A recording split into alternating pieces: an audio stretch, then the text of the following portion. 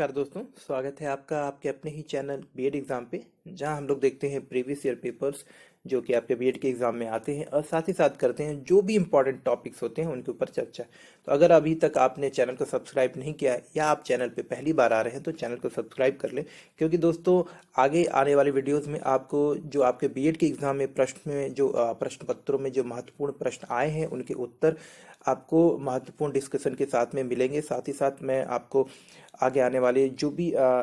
आपके परीक्षा से संबंधित महत्वपूर्ण प्रश्न हो सकते हैं उनके संभावित प्रश्नों की एक सूची भी उनको भी यहाँ पे बताने का प्रयास करूंगा। तो इसके लिए आपको करना क्या है दोस्तों कि मेरे साथ जुड़ना है, आपको करना है मेरे साथ कॉम्बिनेशन, आपको करना है चैनल को सब्सक्राइब, ताकि हम लोग एक दूसरे से वार्तालाप करते रहें और आगे मैं आपको वीडियोस के माध्यम से वो सारी महत्वपूर्ण जो टॉपिक्स हैं या वो जो प्रश्नों के उत्तर हैं वो आप तक पहुँचा सकूँ। तो दोस्तों चलिए आज का हम लोग जो है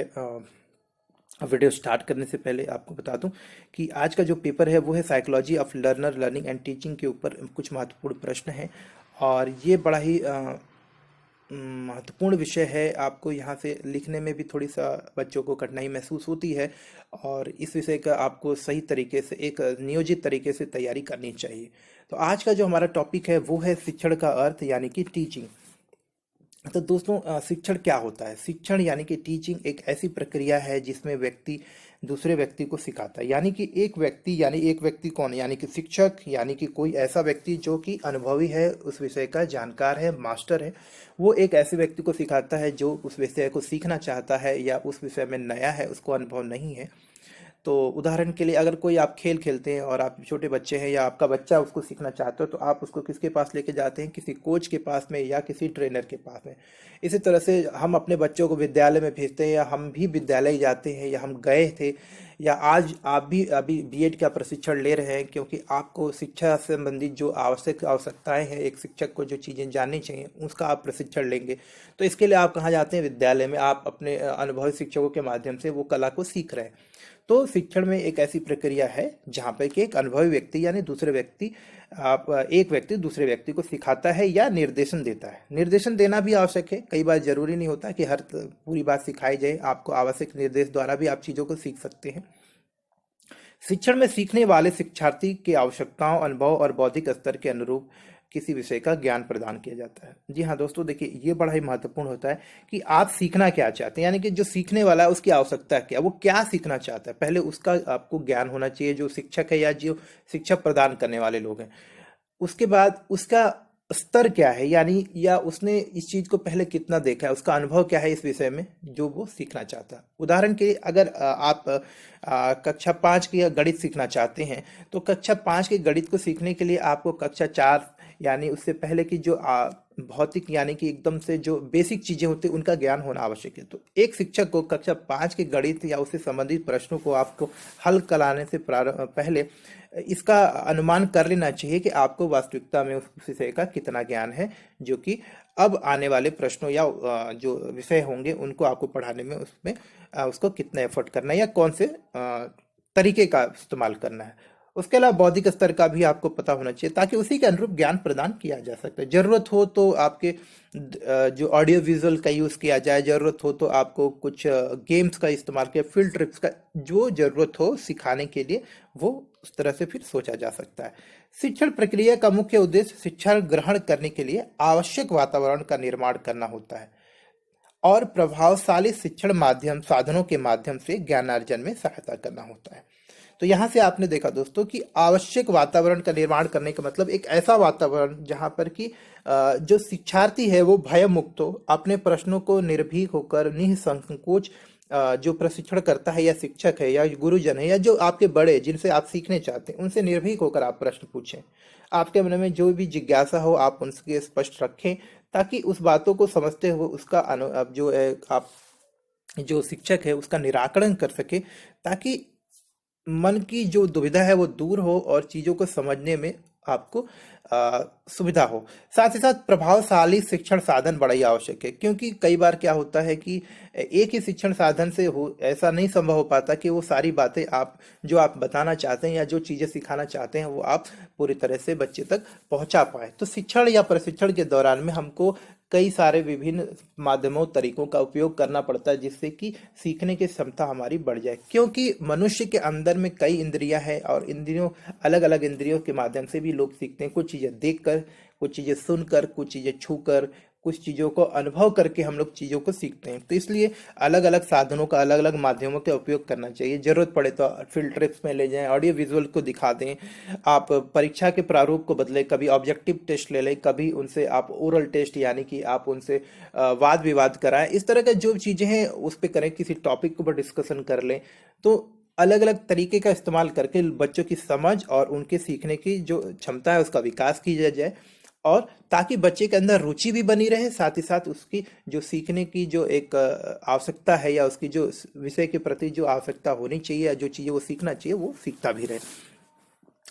इसके बाद दोस्तों देखिए, शिक्षण प्रक्रिया में कक्षा के वातावरण में या अन्य स्थान पर एक अनुभवी ज्ञानी व्यक्ति जैसे कि शिक्षक या कोई बड़ा भाई बहन, माता पिता, दोस्त, आस पड़ोस के लोग, जिससे कि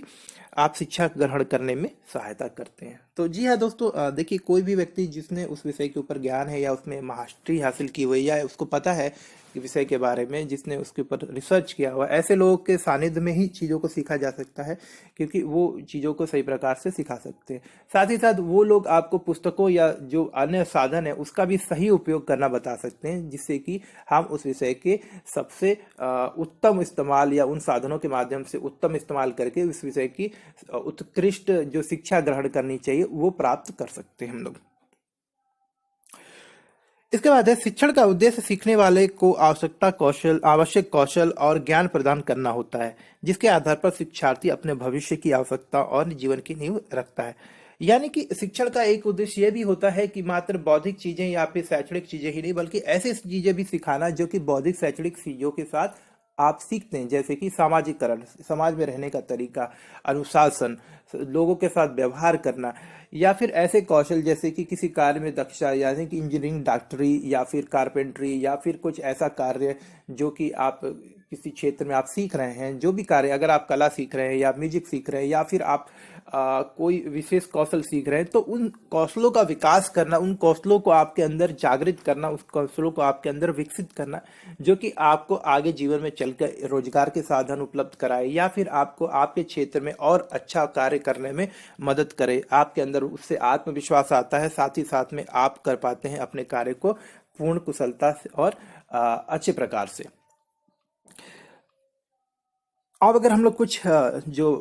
मनोवैज्ञानिकों की बात करें, तो मैं जिन्होंने शिक्षण को परिभाषित किया है, एच सी मॉरिसन जी की बात करें, तो इन्होंने कहा है कि शिक्षण अधिक परिपक्व व्यक्ति और कम परिपक्व व्यक्ति के बीच में एक अंतरंग संबंध है। यानी कि दो लोग, जहाँ पे एक व्यक्ति अनुभवी है और एक व्यक्ति जो कि कम अनुभवी है और कम परिपक्व है, वो दोनों एक दूसरे के साथ में बिल्कुल घनिष्ठता के साथ एक दूसरे से कुछ न कुछ चीजें सीखते हैं। इसी बड़े आदमी से, अनुभवी व्यक्ति से कम परिपक्व व्यक्ति चीजों को सीखता है। एनएल गेज, जिनकी के एक लोकतांत्रिक दृष्टिकोण है जिसको डेमोक्रेटिक दृष्टिकोण भी बोलते हैं दोस्तों, इसके अनुसार किसी अन्य व्यक्ति की व्यवहार क्षमता को बदलने के उद्देश्य से शिक्षण पारस्परिक प्रभाव है। जी हाँ दोस्तों, ये बड़ा ही इंपॉर्टेंट पॉइंट है कि शिक्षण के माध्यम से व्यवहार में परिवर्तन लाया जा सकता है, शिक्षण के माध्यम से आपके दृष्टिकोण में परिवर्तन लाया जा सकता है। शिक्षण एक ऐसा साधन है, शिक्षा का एक ऐसा प्रमुख साधन है जिसके माध्यम से हम जो है आवश्यक बदलाव, समाज में क्रांतिकारी बदलाव ला सकते हैं। शिक्षा ही एक ऐसा साधन है जिससे कि आपको जो एक आवश्यक उत्तेजना, ये जो जो आवश्यक बल प्रदान करना होता है विचारों को, वो किया जा सकता है, जो कि समाज की संरचना, समाज के परिवेश को बदलने में सक्षम है। तो दोस्तों देखा आपने, इस तरह से हम पॉइंट्स को डिजाइन कर सकते हैं। यहाँ पे हो सकता है मैंने उतने सारे इंपॉर्टेंट पॉइंट्स नहीं डाल पाया हूँ, क्योंकि यहाँ पे एक सीमा होती है लिखने की, लेकिन आप इसमें और भी पॉइंट्स लिखें। और मेरा कहने का मतलब ये है कि प्रश्नों को आप इस तरह से प्रस्तुत करें, इस तरह से लिखें, जिससे कि परीक्षा में जब आप उत्तर दें तो वहां पे देखने वाले को भी आपका प्रस्तुतिकरण अच्छा लगे, देख के लगेगा अरे यार अच्छा है प्रश्न, इसको इसने दो खंड में लिखा है, एक जगह राइटर्स के द्वारा दिए गए वक्तव्य भी लिखे हैं, साथ ही साथ इसने इंपॉर्टेंट पॉइंट्स भी लिखे, तो उसको उत्तर देने में सहायता होती है और आपको उत्तर लेने में सहायता